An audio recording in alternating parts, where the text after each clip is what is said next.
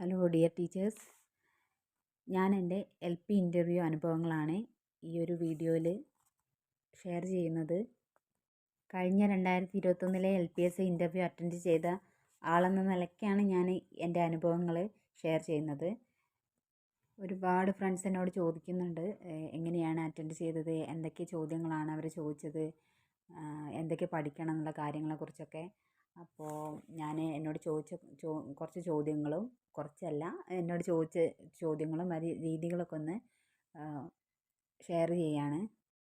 അന്ന് ഇന്നത്തെ പോലെ അധികം ഇൻ്റർവ്യൂ ബാച്ചുകളൊന്നുമില്ല. PSC കോച്ചിങ് സെൻറ്ററുകളിൽ തന്നെ ഇപ്പോൾ ഇൻ്റർവ്യൂ പരിശീലന ബാച്ചുകളൊക്കെ ഉണ്ട്, ഒരുപാടുണ്ട്. അപ്പോൾ ഇന്നത്തെ അവസ്ഥ വളരെ മത്സരബുദ്ധിയോടുകൂടി അഭിമുഖ പരിശീലനങ്ങളൊക്കെ നൽകി വരുന്ന കോച്ചിങ് സെൻറ്ററുകളുടെ ആണ്. പരീക്ഷ കഴിഞ്ഞ ഉടൻ തന്നെ ഇൻ്റർവ്യൂ ബാച്ചുകളിൽ ജോയിൻ ചെയ്ത ഉദ്യോഗാർത്ഥികളെ എനിക്ക് ഒരുപാട് അറിയാം. അപ്പോൾ പരീക്ഷയെപ്പോലെ തന്നെ പ്രാധാന്യം നൽകി കുട്ടികൾ ഓരോ ബാച്ചുകളിലും ജോയിൻ ചെയ്യുന്നു. അപ്പോൾ റിട്ടൺ ടെസ്റ്റ് പോലെ തന്നെ ഇമ്പോർട്ടൻ്റ് ആണ് ഇൻ്റർവ്യൂ. നമ്മുടെ ഓരോരുത്തരുടെയും റാങ്ക് തീരുമാനിക്കുന്നതും ഈ ഇൻ്റർവ്യൂ ആണ്. 2021 കോവിഡ് കാലമായതിനാൽ എല്ലാവരും മാസ്കും ഫേസ് ഷീൽഡൊക്കെ ഉപയോഗിച്ചായിരുന്നു ഇൻ്റർവ്യൂ അറ്റൻഡ് ചെയ്തിരുന്നത്. ഞാൻ ആദ്യമായിട്ടാണ് ഒരു PSC ലിസ്റ്റിൽ ഇടം പിടിക്കുന്നത്. അതിൻ്റെ ഒരു എക്സൈറ്റ്മെൻറ്റും കാര്യങ്ങളൊക്കെ ഉണ്ടായിരുന്നു. അപ്പോൾ ഷോർട്ട് ലിസ്റ്റ് വന്ന് എന്ത് ചെയ്യുമെന്ന് യാതൊരു ഐഡിയ ഉണ്ടായിരുന്നില്ല. പിന്നീടാണ് ഇൻ്റർവ്യൂ കഴിഞ്ഞ ശേഷമാണ് മെയിൻ ലിസ്റ്റും സപ്ലിമെൻ്ററിയൊക്കെ ആ സമയത്ത് തിരിച്ചിരുന്നത്. എന്നെ സംബന്ധിച്ച് ഇൻ്റർവ്യൂ എന്നത് ഫസ്റ്റ് എക്സ്പീരിയൻസ് ആയതുകൊണ്ട് തന്നെ ഞാൻ പലരോടും ഇതിനെക്കുറിച്ച് അന്വേഷിച്ചിരുന്നു. എന്തെല്ലാം ചോദ്യങ്ങൾ, എങ്ങനെയെല്ലാമാണ് ഇൻ്റർവ്യൂ തയ്യാറെടുപ്പുകൾ, പലരും അവരുടെ അനുഭവങ്ങളൊക്കെ ഇതുപോലെ ഷെയർ ചെയ്തിരുന്നു. ഇപ്പോൾ ക്ലാസ് എടുക്കാനുണ്ടാകുമോ, GK എങ്ങനെയുള്ളതായിരിക്കും എന്നെല്ലാം ആലോചിച്ച് ടെൻഷൻ അടിച്ച് ഒരുപാട് നിന്നിരുന്നു. ഞാൻ എൻ്റെ പഠനം കഴിഞ്ഞ് വലിയൊരു ഗ്യാപ്പ് ഉണ്ടായിരുന്നു. സ്കൂളുകളിൽ ഒരുപാട് വർഷത്തോളം വർക്ക് ചെയ്യാതെ സ്കൂളുകളിൽ വന്ന പുതിയ മാറ്റങ്ങളെക്കുറിച്ചൊന്നും TMകളിലും കരിക്കുലത്തിലും വന്ന മാറ്റങ്ങളും ഇതൊന്നും എനിക്ക് ആ സമയത്തൊരു യാതൊരു ഐഡിയ ഉണ്ടായിരുന്നില്ല. അപ്പോൾ പല ഫ്രണ്ട്സിനോടും ഈ കാര്യങ്ങളൊക്കെ ചോദിച്ച് അവർ ഹാൻഡ് ബുക്ക് ഫോളോ ചെയ്യുന്നതിന്, അപ്പോൾ അവരെ ഹാൻഡ് ബുക്കൊക്കെ കളക്ട് ചെയ്ത് കുറച്ച് കാര്യങ്ങളൊക്കെ നോട്ട് എഴുതി പഠിച്ച് സമഗ്ര, സമ്പൂർണ്ണ തുടങ്ങിയ പുതിയ ചില പദ്ധതികളും കാര്യങ്ങളൊക്കെ അതൊക്കെ നോട്ട് എഴുതി പഠിച്ചതായിരുന്നു. ഏതെങ്കിലും ഒരു ക്ലാസ് എടുക്കാൻ പറഞ്ഞാൽ ഒന്ന് പ്രിപ്പയർ ആവുക എന്നുള്ള രീതിയിൽ ഒരു TM എഴുതി ക്ലാസ് എടുക്കാൻ ഒന്ന് റെഡി ആയിരുന്നു. പിന്നെ ഒരുപാട് വർഷം സ്കൂളുകളിൽ വർക്ക് ചെയ്യാത്തതിനാൽ ഒരു കോൺഫിഡൻസ് കുറവും ഉണ്ടായിരുന്നു ആ സമയത്ത്. പിന്നെ നമ്മളൊരു ബയോഡേറ്റ അഭിമുഖത്തിന് മുൻപ് തന്നെ ഫില്ല് ചെയ്യണം. അതിൽ നമ്മുടെ സ്ട്രെങ്ത് ആൻഡ് വീക്ക്നെസ് എന്താണെന്നുള്ളത് നമ്മൾ എഴുതി ചേർക്കണം. അതൊക്കെ നമ്മൾ ബയോഡേറ്റ ഫില്ല് ചെയ്യുമ്പോൾ നന്നായിട്ട് ശ്രദ്ധിക്കണം. നമ്മൾ ശരിയായിട്ടുള്ള കാര്യങ്ങൾ മാത്രം എഴുതി ചേർക്കാൻ ശ്രദ്ധിക്കുക. എന്താ വെച്ചാൽ നമ്മൾ ആ ഒരു ബയോഡേറ്റ നോക്കിയിട്ട് അവർ ചോദ്യങ്ങൾ ചോദിക്കുമ്പോൾ നമുക്കറിയാത്ത എന്തെങ്കിലും നമ്മൾ എഴുതി വെച്ചിട്ടുണ്ടെങ്കിൽ അതൊന്ന് ചോദിച്ചാൽ അപ്പോൾ നമുക്ക് പറയാൻ കഴിയാതെ വരും. ആ ഒരു ടെൻഷൻ ആ സമയത്ത് ഇല്ലാതിരിക്കാൻ വേണ്ടിയിട്ടാണ് നമ്മൾ അറിയുന്ന കാര്യങ്ങൾ മാത്രം എഴുതി വെക്കുക. നമ്മൾ ഈ നൽകുന്ന ബയോഡേറ്റയാണ് അവരുടെ ക്വസ്റ്റ്യൻ ബാങ്ക്. ഇതിൽ നിന്നായിരിക്കും നമ്മുടെ മുഴുവൻ കാര്യങ്ങളും മനസ്സിലാക്കി തുടർന്നുള്ള ചോദ്യങ്ങളും ചോദിക്കുക. കുറച്ചൊക്കെ GK അറിഞ്ഞിരിക്കുകയും വേണം. നമ്മൾ ആ സമയത്തൊക്കെ നന്നായിട്ട് പത്രം വായിക്കണം, വാർത്തകളൊക്കെ നന്നായിട്ട് ശ്രദ്ധിക്കണം. കറണ്ട് അഫേഴ്സ് ഒരുവിധം ഇതിൽ നിന്നൊക്കെ കിട്ടും. അന്ന് 3 പാനൽ ബോർഡായിരുന്നു ഇൻ്റർവ്യൂ അറ്റൻഡ് ചെയ്തിരുന്നത്. നമ്മളെ പരമാവധി കൂളാക്കിയിട്ടാണ് അവർ ഇൻട്രാക്ട് ചെയ്യുക. അത്രയധികം പേടിക്കാനൊന്നുമില്ല. ഒരു ഇൻ്റർവ്യൂ ബോർഡാണെന്നുള്ള ഒരു പേടിയോ കാര്യങ്ങളോ ഒന്നും എനിക്കുണ്ടായിരുന്നില്ല. എൻ്റെ ഫ്രണ്ട്സിനോ പലർക്കും അങ്ങനെ തന്നെയായിരുന്നു. ഒരു പേടി ഉള്ള തരത്തിലുള്ള ഒരു അനുഭവങ്ങളൊന്നും ആർക്കും ഉണ്ടായിരുന്നില്ല. നമ്മളൊരു സെൽഫ് ഇൻട്രൊഡക്ഷൻ അങ്ങോട്ട് നൽകണം. അവരത് പറയും, സെൽഫ് ഇൻട്രൊഡക്ഷൻ.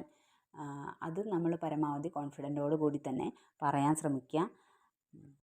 അറിയാത്ത ചോദ്യങ്ങൾ എന്തെങ്കിലും ഉണ്ടെങ്കിൽ അറിയില്ല എന്ന് തന്നെ കൂളായിട്ട് ആൻസർ ചെയ്യുക. അല്ലാതെ നമ്മൾ അങ്ങനെ എന്നൊക്കെ പറഞ്ഞിട്ട് ആ ഒരു തരത്തിൽ നമ്മൾ പറയുകയാണെങ്കിൽ അവർക്ക് തന്നെ ഒരു